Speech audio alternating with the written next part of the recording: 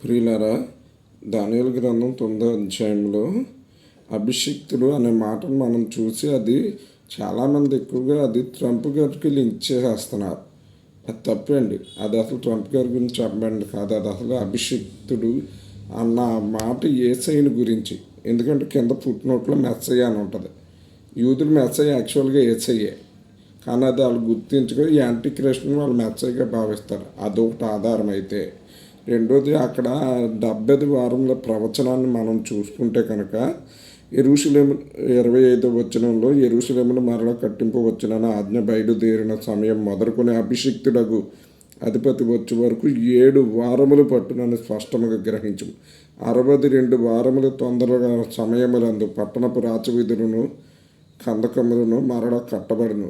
ఈ 62 వారములు జరిగిన పిమ్మట ఏమీ లేకుండా అభిషిక్తుడు నిర్మూలము చేయబడును అన్న ఈ వచనం చూడండి. 7 వారములు ప్లస్ 62 వారములు అంటే 7 + 62 = 69 ప్లస్ ఇక్కడ ఈ దానియేలు గ్రంథంలో వారానికి కింద ఉందో వారానికి నిబంధన అంటే 7 ఏళ్ళ శ్రమ కాలం అని అంటారు కదా. అంటే ఒక వారం = 7 years. అలాగే 69 × 7 = 483. అలాగ మనం ఈ కోరేష్ కాలంలో ఆజ్ఞ బయలుదేరింది. 70 సంవత్సరాల చెరానంతరం మీరు వెళ్ళి యెరూషలేము మందిరం కట్టుకోవచ్చు అని ఆజ్ఞ బయలుదేరుతుంది. అది 3 దఫాలుగా జరుగుద్ది. అర్తహషస్త కాలంలో అది చివరిగా నెహెమ్యా వెళ్ళి కడతం జరుగుద్ది.